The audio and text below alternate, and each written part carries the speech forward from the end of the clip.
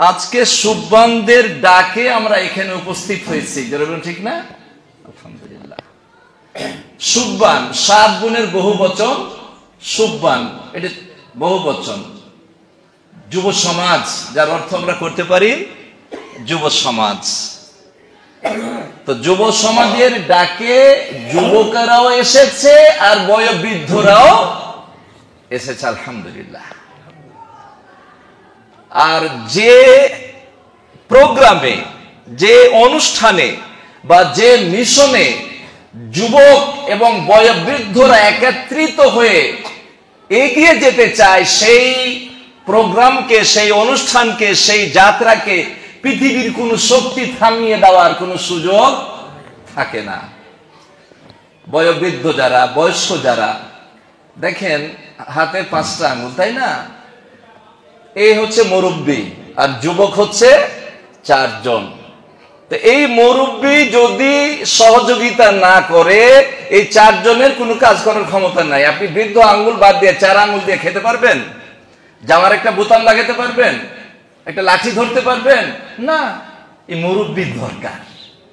তো যে প্রোগ্রামে মুরব্বী থাকবে আর সাথে যুবকেরা থাকবে, সেই প্রোগ্রাম তার গন্তব্যে পৌঁছবেই পৌঁছবে ইনশাআল্লাহ। কি বলেন, ঠিক কিনা কথা?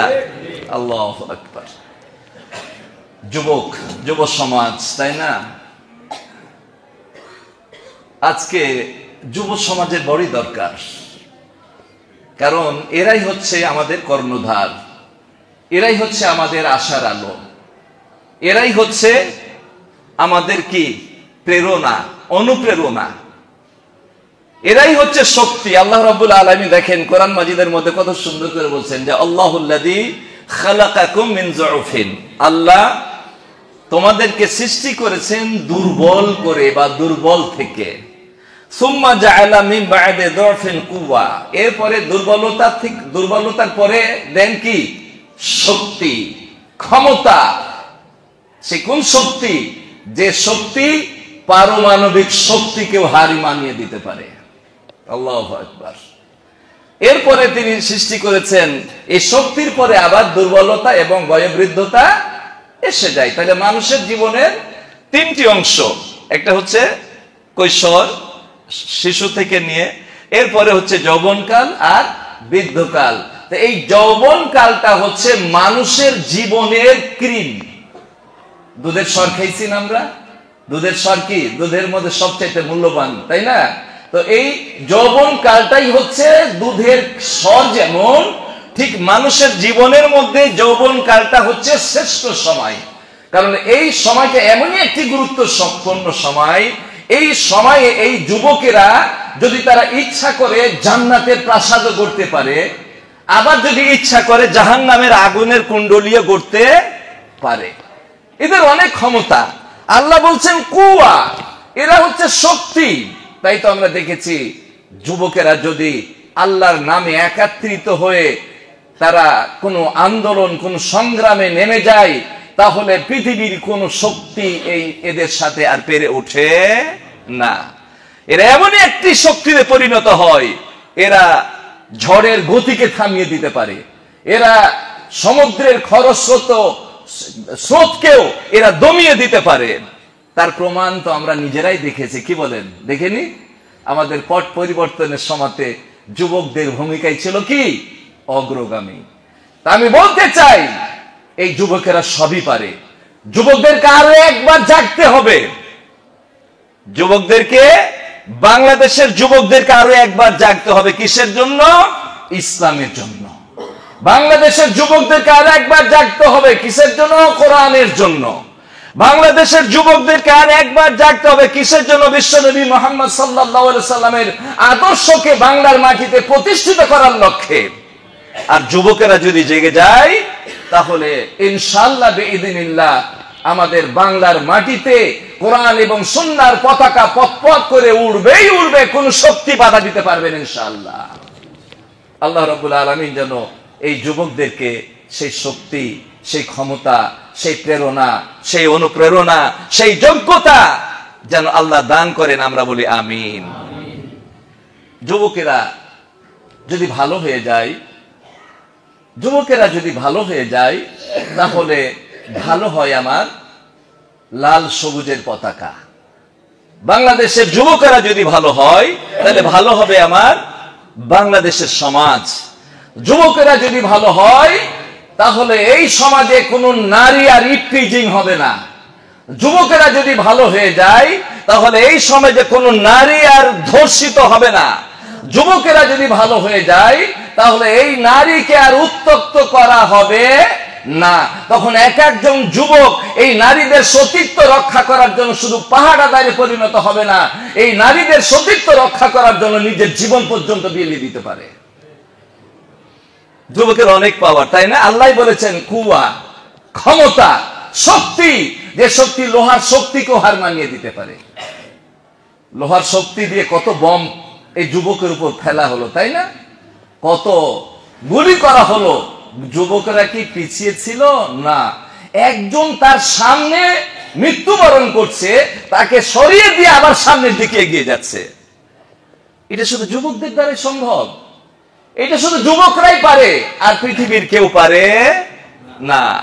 তাই আমি বলবো, যারা আমরা যুবক এই সময়টা পার হয়ে বয়োবৃদ্ধর দিকে আমরা যারা চলে আসছি, সব সময়তে আমাদের কি হবে? উচিত হবে যুবকের সঙ্গে থাকব, যুবকদের পরামর্শ দিব, যুবকদেরকে অনুপ্রেরণা জাগাবো, যুবকদেরকে মাঠে নামিয়ে দিব। তারাই বিজয় আমাদের ছিনিয়ে নিয়ে আসবে ইনশাআল্লাহ। আল্লাহু আকবার। এই যুবক কাল কিয়ামতের কোর্টে দেখেন, মানুষের জীবনের পুরো সময়টার মধ্যে জীবনকাল সম্পর্কে তো জিজ্ঞাসা করবেন, খাস করে আলাদাভাবে আবার আনসাবাবিহি বলা হয়েছে যে তাদের যৌবনকাল সম্পর্কে জিজ্ঞাসা করা হবে। 5টা প্রশ্নের উত্তর না দেওয়া পর্যন্ত পৃথিবীর কোনো মানুষ পা নড়াতে পারবে না। সেই 5টা প্রশ্নের প্রথম হচ্ছে তার জীবনকাল সম্পর্কে, 2 নম্বর তার যৌবনকাল সম্পর্কে, এই যৌবনকালে কি করেছে আর কি করেনি, আর মাল সম্পর্কে মিন আইনাক্তাসাবাহু অফিমান ফাকাহু, কোত্থেকে খরচ করে অর্জন করলাম, আর্ন করলাম, আর কোথায় খরচ করলাম, দুটাই আপনাকে উত্তর দিতে হবে। আর সবশেষে তার এলেম সম্পর্কে, কি পরিমাণে এলেম অর্জন করলো, সেই অনুযায়ী আমল করলো কি করলো না। এই 5টা প্রশ্নের উত্তর আপনাকে আমাকে দিতে হবে। তাই তো বিশ্বনবী এই যৌবনকালের গুরুত্বকে বোঝানোর জন্য বলেছেন, ইগতানিম খামসান ক্বাবলা খামসিন, তোমরা 5টা সময় আসার পূর্বেই 5টা সময়কে গুরুত্ব দিবে। তার প্রথম হচ্ছে কি? প্রথমটা দেখেন কি? শাবাবাকা ক্বাবলা হারামিক, তোমার যৌবন কালকে বৃদ্ধতা আসার পূর্বেই তুমি গুরুত্ব দিবে। শাবাবাকা ক্বাবলা হারামিক, প্রথমটাই বলা হচ্ছে যৌবনকাল সম্পর্কে। আর অন্যগুলো আমি সেদিকে গেলামই না। তাহলে আপনি বুঝতে পারছেন যে যৌবনকালের কি মর্যাদা। কাল কিয়ামতের কোর্টে একটু আমরা যাই না, একটু কিয়ামতের ময়দানে যাই। কিয়ামতের কোর্ট কি একটা বিকট, একটা বিভীষিকাময় একটা দৃশ্য না? কিয়ামতের ময়দানটা এমনই একটি ভয়ঙ্কর একটা দৃশ্য যে মানুষ তো চিন্তিত হবেই, নবী রাসূলগণ পর্যন্ত এনাফসি করবে। আল্লাহু আকবার। ওয়াজিয়া ইয়াউমাইদিন বিজাহান্নাম, জাহান্নামকে হাসর ময়দানের সামনে তুলে ধরা হবে। 70 লক্ষ লাগাম থাকবে, এক লাগামে 70,000 ফেরেশতা টান দিয়ে ধরে থাকবে। এরপরও জাহান্নামের অগ্নিশিখা যেন জনসমুদ্রের মাঝে ছড়িয়ে গিয়ে তাদেরকে গ্রাস করতে চেষ্টা করবে। আল্লাহু আকবার। এই জাহান্নাম যদি ধাঁধা ধাঁধা ধাঁধা করে জ্বলে, বিরাট একটা আগুন, এই অবস্থা দেখলে কে না ঠিক থাকতে পারে? সেই দিন অপরাধীদের সবচেয়ে করুণ দশা হবে। ইয়াদুল মুজরিম ইয়াওয়াদুল মুজরিম লাউ ইয়াক্তাদি মিন আযাবি ইয়াউমাইযিন বিবানিহি, সেই দিন যারা অপরাধী হবে, সেই দিন যারা গুনাহগার হবে, সেই দিন তারা ইচ্ছা করবে তার সন্তানকে দিয়ে, তার স্ত্রীকে দিয়ে, তার ভাইকে দিয়ে, তার আত্মীয় স্বজনকে দিয়ে, হলো আল্লাহ তুমি আমাকে জাহান্নাম থেকে বাঁচাও। মানে জাহান্নামের দৃশ্য এত ভয়াবহ হবে, কিয়ামতের দৃশ্য এত ভয়াবহ হবে যে যা বলতে হয় তা বলবে, আর যা বলতে হয় না সেটাও বলবে। এরপর কি বলবে? বলবে ওমান ফিল আরজি জামিআ সুম্মা ইনজিহি। বলছে আল্লাহ শুধু আমার স্ত্রীর পুত্রকে না, তুমি পৃথিবীর সবাইকে তুমি জাহান্নামে দিয়ে হলো আমার একাকে বাঁচাও। আল্লাহু আকবার। কি অবস্থা আপনি চিন্তা করতে পারছেন? এই অবস্থা হবে সেই দিন।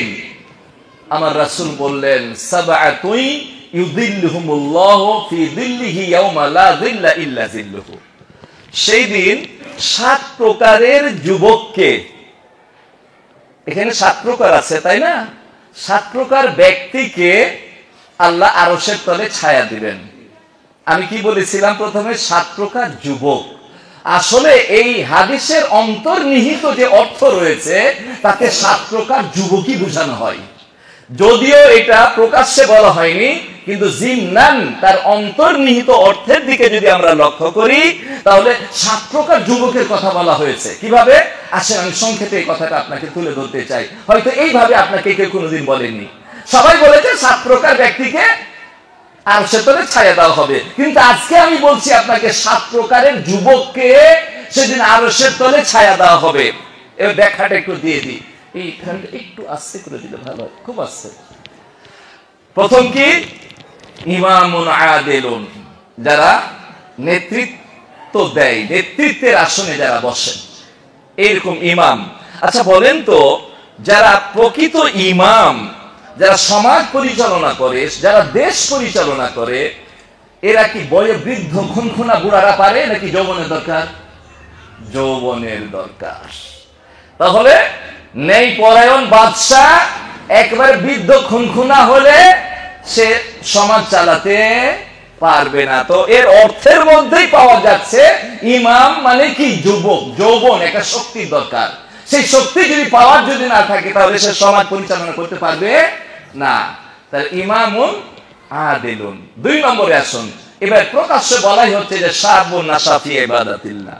এখানে যুবক শব্দটাই উল্লেখ করা হয়েছে প্রকাশ্য, আর অন্য অন্য সব জায়গাতে জিমনান মানে অন্তর্নিহিত অর্থের মধ্যে যুবকের গন্ধ পাওয়া যায়। তাহলে প্রথমটা ইমামুন আদিলুন, 2 নম্বর শাবুন নাশা ফি ইবাদাতিল্লাহ। এটা প্রকাশ্যে বলা হয়েছে যে যুবকেরা তার যৌবন কালটাকে কি করবে? আল্লাহর ইবাদতে লাগিয়ে রাখবে, ইবাদতের মধ্য দিয়ে সে কি বর্ধিত হবে। নাশা ফি ইবাদাতিল্লাহ। কারণ এই যুবকদেরকে শয়তান যেভাবে টার্গেট করে, বৃদ্ধদেরকে টার্গেট করে না। যুবকদেরকে অল্পতেই নানান রকম প্রলোভন দিয়ে তাদেরকে টার্গেট করতে পারে। একজন বয়োবৃদ্ধকে ও কি অশ্লীলতায় জড়াতে পারবে? ও যতই নারীকে সৌন্দর্য করে তার সামনে সাজিয়ে রাখুক, তার কি সামান্যতম চিন্তা ভাবনা জাগবে? কারণ ওই পিরিয়ড তার শেষ হয়ে গেছে। তাই আপনি বুঝতে পারছেন শয়তানের যত প্ররোচনা, যত রকমের তার প্রচেষ্টা পথভ্রষ্ট করার এবং গুনাতে জড়িয়ে ফেলার, এক একটা গুনাহ মানে এক একটা টোপ শয়তানের, আপনাকে গুনাহগার বানিয়ে দিয়ে তাকে আপনাকে জাহান্নামে নিয়ে যেতে চায়। এটাই তার অঙ্গীকার। এটা আল্লাহর সাথে ওয়াদা করে আসছে যে আমি তোমার বান্দাদেরকে ছাড়বো না, কিন্তু প্রকৃত যারা আল্লাহর বান্দা হবে তাদেরও সে কোনো ক্ষতি করতে পারবে না। তাই যুবকদের উপর তার টার্গেট সবচাইতে বেশি। যুবকদেরকে অল্পতেই প্রলোভিত করতে পারে, প্রলোভন দেখিয়ে অন্যায়, অপরাধ, অশ্লীলতায় জড়িয়ে ফেলতে পারে, যেটা বয়োবৃদ্ধদেরকে পারে না। এই জন্য বৃদ্ধদের জন্য শয়তান বেশি সময় নষ্ট করে না। তো শাবুন নাশা ফি ইবাদাতিল্লাহ 2 নম্বর। এরপরে বলা হচ্ছে যে রাজুলুন কালবুহু মুআল্লাকুম বিল মসজিদ ইযা খারাজা আনহু ইযা খারাজা আনহু হাত্তা ইয়ারুদা। যে যুবক, ওই লোকের কথা বলা হচ্ছে এখানে। কিভাবে যুবকের গন্ধ পাওয়া যায় দেখেন, মসজিদের সঙ্গে সংযুক্ত যারা অন্তরটাকে লাগিয়ে রাখে, যারা অতি বয়োবৃদ্ধ, এরা মনে চাইলেও মসজিদ অনেক সময় যেতে পারে না। কিন্তু একজন যুবক যদি চাই 5 ওয়াক্ত সালাত সে নামাজে যেতে পারে। তো তাদের অন্তরটা জড়িয়ে থাকে। এখানে বয়োবৃদ্ধরা যে শামিল হবে না এখানে বিষয়টা তা না, কিন্তু এই কাজটা আসলে যুবকদেরই কাজ। এরপরে আবার আসুন, এরপরে বলা হচ্ছে যে রাজুলানে তাহাব্বা ফিল্লাহি ইজতিমা আলাইহি ওয়া তাফাররাকা আলাইহি, বলছে ওই দুইজন, ওই দুই ব্যক্তির কথা বলা হচ্ছে। কিন্তু আমি কি বলেছি, এই অর্থের মধ্যে যৌবন, যুবকের গন্ধ পাওয়া যাবে। ওই দুই ব্যক্তি যে আল্লাহর রাস্তায় ভালোবাসা তৈরি করে আর আল্লাহর রাস্তায় ভালোবাসা ভঙ্গ করে। অর্থাৎ আচ্ছা বলেন তো, এই যে ভালোবাসাবাসী, এটি কি বয়োবৃদ্ধতা দ্বারা হয় নাকি? ভালোবাসার বিষয়টা এটা কে লাগে? যুবকদেরই দরকার। ওই দুই যুবক যদি বলি ভুল হবে না, ওই দুই ব্যক্তি, ওই দুই যুবক যে আল্লাহর জন্য একজন আরেকজনকে ভালোবাসে, আবার আল্লাহর জন্যই একজন আরেকজন থেকে পৃথক হয়ে যায়। অর্থাৎ একজন নামাজি যুবক আরেকজন নামাজি যুবককে তো অবশ্যই ভালোবাসবে, অন্তর থেকে ভালোবাসবে এবং আল্লাহর জন্য ভালোবাসবে, কোনো স্বার্থে ভালোবাসবে না। আর একজন নামাজি কিন্তু দেখছে যে তাকে যে টার্গেট করেছিল তাকে ভালোবাসা দিবে, তাকে বন্ধু বানাবে, দেখা যাচ্ছে সে হিরোইন খোর। সে কি হিরোইন খোর, সে সালাত আদায় করে না। ভালো তো বাঁচতে চেয়েছিলাম, কিন্তু আমি নামাজি, আমি অন্যায় থেকে বেঁচে থাকি, আমি কোরআন এবং সুন্নাহর পথে আমার জীবনটাকে পরিচালিত করার অঙ্গীকারে বদ্ধ। আর সেই যুবক সালাতও আদায় করে না, আর ইয়াবা খোর, হিরোইন খোর, ফেন্সিডিল খোর, জনি ওয়াকার ব্ল্যাক আর জনি ওয়াকার রেড, কেরু আর বাংলা, যত রকমের কিছু বাদ রাখে না। তাহলে ওই যুবককে ভালোবাসা যাবে না? ওই যুবকের সাথে সম্পর্ক ছিন্ন করাটাই ইসলামের দাবি। তবে হ্যাঁ, তার সাথে সম্পর্ক রাখতে পারে তাকে হেদায়েত করার জন্য, তাকে সুপথে আনার জন্য সম্পর্ক রাখতে পারে। কিন্তু যদি কাজ না হয় তখন সম্পর্ক ছিন্ন করার প্রয়োজনে, এটাও যুবকের কাজ। আচ্ছা, তারপরে বলা হচ্ছে রাজুলুন দাআতহু ইমরাতুন দাতু হাসাবিন ওয়া জামাল, ওই ব্যক্তি যাকে একজন সুন্দরী এবং খুব বংশের দিক দিয়ে খুব উচ্চাঙ্গের এবং সুন্দরী রমণী যাকে দাওয়াত দেয় অন্যায় কাজের, খারাপ কাজের। আচ্ছা, একজন সুন্দরী রমণী কি বৃদ্ধ মানুষকে দাওয়াত দেবে নাকি? আমার মতো বুড়াগুলোকে দাওয়াত দেবে? দাওয়াত দেবে না। কাকে দাওয়াত দেবে? যুবককে দাওয়াত দেবে। যদিও এখানে রাজুলুন শব্দ আছে, যে রাজুলুন দাআতহু যাতু ইমরাতিন যাতু হাসাবিন ওয়া জামাল, ওই ব্যক্তি যাকে সুন্দরী এবং অবস্থাশালী ব্যক্তি, একজন নারী যুবতী, তাকে দাওয়াত দেয় খারাপ কাজের জন্য, নাউজুবিল্লাহ। তাহলে এটা যুবক ছাড়া আর কেউ নয়। যদি এখানে যুবক শব্দ নাই, কিন্তু অর্থটা যুবকই পাওয়া যায়। পরিশেষে আরো দুইজন, ওই ব্যক্তি যে ডান হাতে দান করে বাম হাতে জানতে পারে না। ঠিক আছে, এটার মধ্যে যুবকের গন্ধ পাবেন, বয়োবৃদ্ধরাও এর মধ্যে শামিল আছে।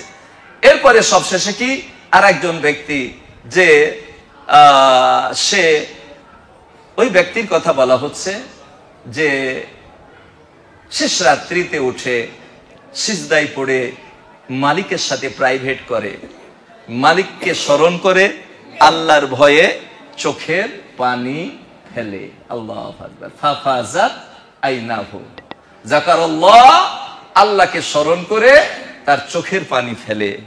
আমরা কি এটা করতে পেরেছি? আমরা কয়জন পেরেছি? আমরা শেষ রাত্রিতে উঠে তাহাজ্জুদের রক্তে সিজদায় পড়ে আমার জীবনের সমস্ত অন্যায় অপরাধগুলোকে আল্লাহর সামনে পেশ করে আমরা কয়জন পেরেছি? হে রব, জীবনে বহু অন্যায় করে দিয়েছি, আল্লাহ তখন বুঝিনি, এখন বুঝ হয়েছে, আল্লাহ তুমি আমাকে ক্ষমা করো। এই বলে যদি আপনি এক ফোঁটা চোখের পানি ফেলতে পারেন, এই চোখের পানির ফোঁটা কাল কিয়ামতের কোটে আপনার জন্য নাজাতের ওসিলা হয়ে যাবে। আল্লাহু আকবার।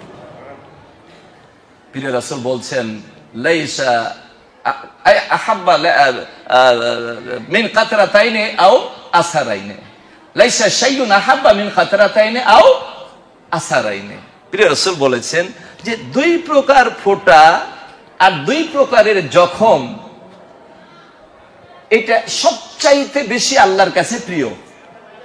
দুই প্রকারের ফোঁটা আর দুই প্রকারের কি জখম না, দুই প্রকারের কি চিহ্ন, আসার, জখম হতে পারে, জখম নাও হতে পারে, কোনো দাগ হতে পারে। এই দুই প্রকার, দুই চার প্রকার আল্লাহর কাছে খুবই বেশি প্রিয়।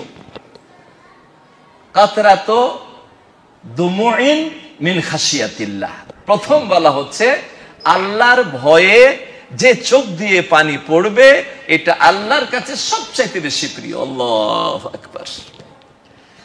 একটা হাদিসের মধ্যে আছে, হাদিসটা সম্ভবত দলিল সানাদের দিক থেকে সম্ভবত একটু দুর্বল, ইদানিং আমার তাহকিক নাই, তবে হাদিসটা এরকম বলছে, রাসূল বলছেন ইবকু, তোমরা কাঁদো, ফাইনলাম তাবাকাও, যদি কাঁদতে না পারো, যদি কাঁদতে না পারো ফাতাবা, ফাইনলাম তাবকু, যদি কাঁদতে না পারো ফাতাবাকাও, তাহলে তোমরা কান্নার ভান করো। আল্লাহু আকবার। আপনার কান্নার মতো মলিন মুখটা দেখতেও আল্লাহ ভালোবাসেন। বলছে ইবকু, তোমরা কাঁদো, চোখ দিয়ে যদি পানি না বের হয় একটু কান্নার ভান করো না। ফাইন্না আহলান নার ইয়াউমাল কিয়ামা, যারা জাহান্নামী হবে কিয়ামতের দিন এমন কান্না কাঁদবে যে এক একজনের চোখের পানি দিয়ে কারো হাঁটু পর্যন্ত, ঘাম দিয়েও একটা হাদিস আছে, হাঁটু পর্যন্ত, কারো কোমর পর্যন্ত, কারো বুক পর্যন্ত, কেউ আবার সাঁতার কাটবে। আল্লাহু আকবার। সেই দিন যদি কান্না থেকে বাঁচতে আমরা চাই, তাহলে সিজদায় পড়ে একটু আল্লাহর কে স্মরণ করে চোখের পানি ফেলতে হবে। যদি আমরা চোখের পানি ফেলতে পারি, তাহলে কাল কিয়ামতের কোর্টে আপনাকে আমাকে আর চোখের পানি ফেলতে হবে না। আমরা তো রাজি তো ইনশাল্লাহ? আমাদের জীবনের কার না অপরাধ আছে বলেন তো? আমরা এখানে যারা আছি, আমি সহ যতজন আছি, আমরা কি সবাই নিষ্পাপ? না, নিষ্পাপ তো শুধুমাত্র রাসূলগণ, তাই না? রাসূল বাদ দিয়ে পৃথিবীতে যত মানুষ আছে, কোনো না কোনো ভাবে আমরা ভুল করেই বসি।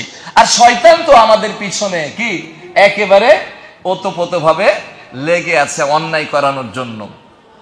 তো আমাদেরকে কাঁদতে হবে। আপনি আমি যদি একটু চোখের পানি ফেলতে পারি আল্লাহ রাব্বুল আলামিনের কাছে, তাহলে আল্লাহ রাব্বুল আলামিন আমাদের এই চোখের পানির কারণে আমাদেরকে আল্লাহ রাব্বুল আলামিন ক্ষমা করে দিবেন। আল্লাহু আকবার। ক্ষমা চাইতে হবে আল্লাহর কাছে, ক্ষমা চাইতে হবে। এই যে আজকে আপনারা এই অনুষ্ঠানে আসছেন, এটা কি একটা ইসলামিক অনুষ্ঠান না? এখানে কোরআনের কথা হয় না, এখানে রাসূলের হাদিসের কথা হয় নাকি আর কিছু হয়? এই অনুষ্ঠানের মূল্য কত জানেন কি? আল্লাহু আকবার। এই অনুষ্ঠানের মর্তবা কত জানেন কি? না, আমরা অনেক সময় জানি না। যদি জানতাম তাহলে কি এই অনুষ্ঠান হওয়ার পরে যেখানে কোরআন হাদিসের আলোচনা চলে, দুনিয়াবি প্রয়োজনে একে পরিত্যাগ করে কি আমরা যেতে পারি? যেতে পারি না, যেতে পারি না। অনেক মূল্যবান একটা অনুষ্ঠান, অনেক মূল্যবান। আমি অনেক জায়গায় বলে থাকি, এই যে আজকে আপনারা আসছেন এখানে, জীবনে হয়তো বহু অনুষ্ঠানে আপনি গেছেন, কিন্তু ওই অনুষ্ঠান যেখানে গেলে শয়তান রাজি হয় আর আমার আল্লাহ বেজার হয়ে যায়, এরকম অনুষ্ঠান আছে না? আছে না নাই? ওই অনুষ্ঠানে যুবকদেরকে পাওয়া যায়, বেশি পাওয়া যায়, তাই না? যুবকদের মধ্যে তিনটা দল, যুবক নিয়ে আলোচনা হচ্ছে না। যুবকদের একটা হচ্ছে সত্যানুসারী, যে সত্যের অনুসরণ করে এক দল, আর এক দল আছে ঠিক তার উল্টা, সত্য পরিত্যাগকারী, এরকম একদল যুবক পাওয়া যায়। তাহলে একজন পুরোটাই সত্যের উপর অটল থাকতে চায়, আর একদল যুবক পুরোটাকেই পরিত্যাগ করে। আর আরেকটা দল আছে, এরা হচ্ছে আলু মার্কা যুবক। আলু বুঝেন তো? তিতাতেও চলে, গোস্তেও চলে, টকেও চলে, সবতে চলে, আলু মাখা। এরা মসজিদেও যায়, আবার গানের অনুষ্ঠান হলো সেটাও বাদ দেয় না, যাত্রার অনুষ্ঠান হলো সেটাও বাদ দেয় না। দাদুল্যমান দুই দিকে থাকে, লা ইলাহা ইল্লাল্লাহ ওয়া লা ইলাহা ইল্লাল্লাহ মুযাবযাবিনা বাইনান নাস। এই দলেও না, এই দলেও না, দুই দলের মাঝখানে। তো এই দলেরই যুবকেরা কি বেশি। বাংলাদেশ জমিয়তে আহলে হাদিস, সুবহানে আহলে হাদিস, তার দাওয়াতি হচ্ছে যারা সুপথে এসে গেছে তো এসে গেছে, আর যারা এখনো আসেনি একবারে বিপথে, আর দুই দলেই দোদুল্যমান, এদেরকে দাওয়াত দিতে চায়। কারণ একজন মুসলিম শুধু নিজেকে নিয়ে ভাবে না, একজন মুসলিম শুধু নিজেকে নিয়ে ভাবে না আমি একাই আমার কবরে আমি যাব, নামাজ পড়ুক আর না পড়ুক তো যাই আসে না। কিন্তু ইসলামের দাবি তা নয়। আপনি সালাত আদায় করছেন সঠিকভাবে, আরেকজন আপনার পাশে বেঠিকভাবে সালাত আদায় করছে। আপনি যদি বেঠিক সালাত আদায়কারীকে যদি কিছু না বলেন, তাহলে আল মুসলিহু শারিকুল মুসিয়ে ইল্লাম তানহাহু ওয়া ইল্লাম তানসাহু। আহমদুল্লাহ কি জানো ইমাম আহমদ বিন হাম্বল আর রিসালাতুস সানিয়া কিতাবে লিখছেন, আলহামদুলিল্লাহ শেষ করে দেব, যে যে সঠিকভাবে সালাত আদায় করছে সে যদি বেঠিকভাবে সালাত আদায়কারীকে যদি সুধরে না দেয়, তাহলে ওই বেঠিকভাবে সালাত আদায় করার পাপের একটা অংশ সঠিকভাবে আদায়কারীর ঘাড়ের উপর পড়বে, যদি তাকে সংশোধন করিয়ে না দেয়। তাহলে মুসলমান কি চুপ করে থাকতে পারে নাকি? না। যে ভাইরা বিপথে চলে গেছে, এই যুব সমাজ, সুবহানে আহলাদিসের যুবকেরা এই বিপথে যারা চলে গেছে একেবারে, আর যারা মাঝামাঝিতে দোদুল্যমান, এদেরকে দিনের পথে, ইসলামের পথে, রাসূলের পথে নিয়ে আসবে। এটাই হচ্ছে বাংলাদেশ সুবহানে আহলাদিসের যে এই যুব সুবহানে আহলাদিসের কর্ম। আল্লাহ রাব্বুল আলামিন যেন আমাদের যুবকদেরকে আরো একবার জাগিয়ে তোলেন। আর যে জাগানিটা হবে কোরআন প্রতিষ্ঠিত করার জন্য, যে জাগানিটা হবে রাসূলের আদর্শ প্রতিষ্ঠিত করার জন্য। আল্লাহ যেন তৌফিক দান করেন। আমিন। ওয়া আখিরু দাওয়ানা আলহামদুলিল্লাহি রাব্বিল আলামিন। আসসালামু আলাইকুম ওয়া রাহমাতুল্লাহি ওয়া বারাকাতুহু। সম্মানিত উপস্থিতি, আর 1 মিনিট একটু কথা বলি। আপনারা জানেন এই যে সুবহান খুব অল্প দিন থেকে যাত্রা শুরু করেছে, আলহামদুলিল্লাহ বংশালী এলাকাটা যেন উর্বর হয়ে গেছে। কি বলেন, ঠিক কি না? সুবহানের ডাকে মাঝে মাঝে আমরা কি একত্রিত হতে পারি, আমরা কথা বলি, আপনারা শুনেন, তারা থাকে।